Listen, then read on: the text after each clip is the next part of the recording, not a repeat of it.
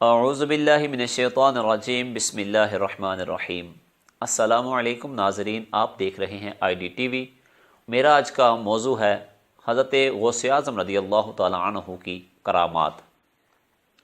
جناب غوث اعظم رضی اللہ تعالیٰ عنہ کی 3 کرامات انشاءاللہ آپ پہ گوش گزار کروں گا۔ اللہ رب العزت جل جلالہ ہمیں اولیاء کرام علیہم الرضوان کی محبت اور عزت و تکریم کی توفیق عطا فرمائے۔ اللہ رب العزت جل جلالہ جسے چاہتا ہے اس پر اپنا خاص فضل فرما کر ولایت سے سرفراز فرماتا ہے اور مخلوق کے دل میں اس کی محبت پیدا کر دیتا ہے۔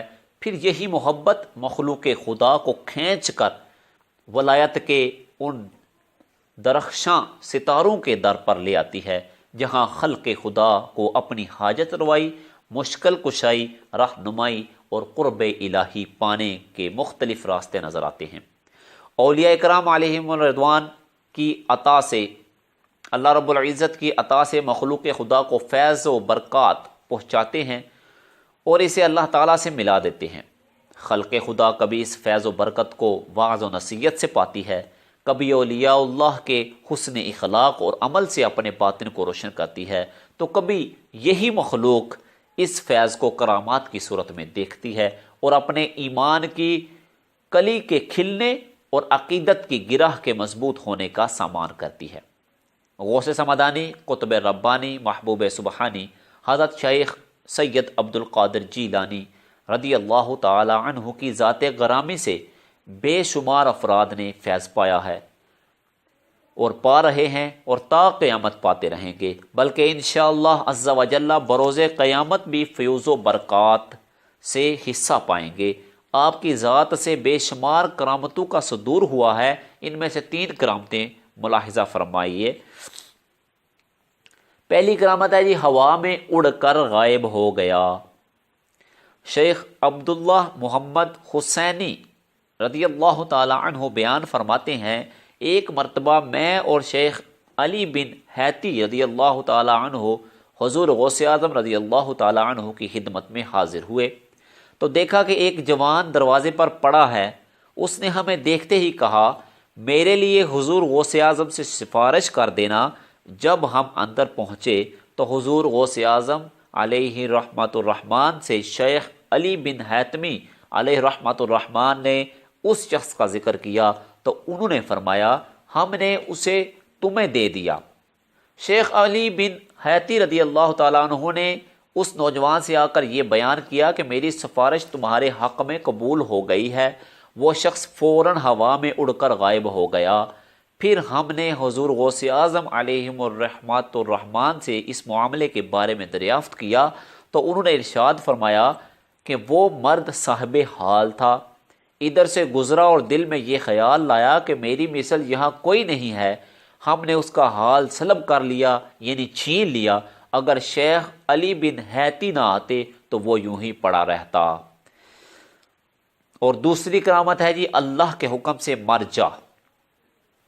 حضرت سیدنا ابو العباس احمد بن محمد رحمۃ اللہ تعالی علیہ بیان فرماتے ہیں، ایک مرتبہ حضرت سیدنا غوث اعظم رحمۃ اللہ تعالی علیہ جامع مسجد منصوری تشریف لے گئے۔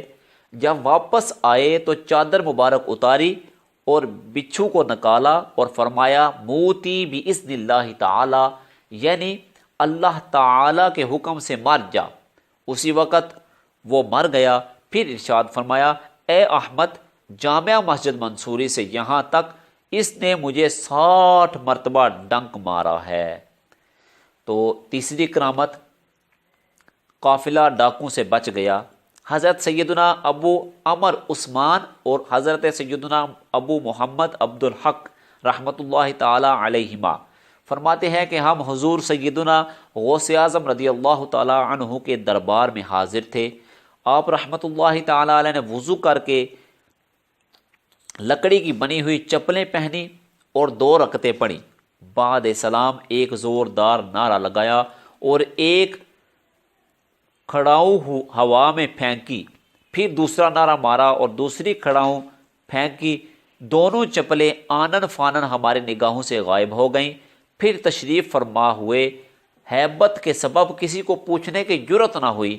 کچھ دن کے بعد عجم سے ایک قافلہ حاضر بارگاہ ہوا اور کہا ان معنا للشیخ نظرا، یعنی ہمارے پاس شیخ عبد القادر کی ایک نظر ہے، ہم نے غوث پاک رحمۃ اللہ تعالی علیہ سے اس نظر کے لینے میں اذن طلب کیا۔ آپ رحمۃ اللہ تعالی علیہ نے فرمایا لے لو۔ تاجروں نے 1 من ریشم، کچھ کپڑے کے تھان، سونا اور حضور غوث پاک رحمۃ اللہ تعالی عنہ کی وہ چپلیں جو اس روز ہوا میں پھینکی تھی پیش کی۔ ہم نے خیرت سے پوچھا یہ چپلیں تمہارے پاس کہاں سے آئیں؟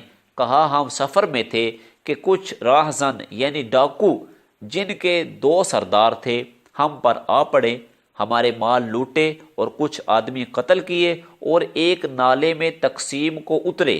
ہم نے آپس میں کہا بہتر ہو کہ اس وقت ہم اپنے شیخ حضور غوث اعظم کو یاد کریں اور نجات پانے پر ان کے لیے کچھ مال نظر مانیں۔ ہم نے حضور غوث پاک کو یاد کیا ہی تھا کہ 2 عظیم نعرے سنے جن سے جنگل گونج اٹھا اور ہم نے راہزنوں کو دیکھا کہ ان پر خوف چھا گیا۔ ہم سمجھے ان پر کوئی اور ڈاکو آ پڑے ہیں۔ وہ آ کر ہم سے بولے آؤ اپنا مال لے لو اور دیکھو ہم پر کیا مصیبت پڑی ہے۔ وہ ہمیں اپنے دونوں سرداروں کے پاس لے گئے۔ ہم نے دیکھا وہ مرے پڑے ہیں اور ہر ایک کے پاس ایک چپل پانی سے بھیگی رکھی ہے۔ پھر ڈاکو نے ہمارا سارا مال لٹا دیا۔ تو ناظرین، یہ جو میں نے آپ کے سامنے یہ کرامت پیش کی ہے اس کا حوالہ ہے بہجت الاسرار، یہ اس کتاب میں موجود ہے۔ اللہ رب العزت جل جلالہ ہمیں اولیاء کرام علیہم الرضوان کی عزت و تکریم کی توفیق عطا فرمائے اور ہمیں اپنے مقبول بندوں کی کرامتوں کو سمجھ کر ان کو اپنے دلوں میں سمانے کی توفیق عطا فرمائے۔ وآخر دعوانا الحمدللہ رب العالمین۔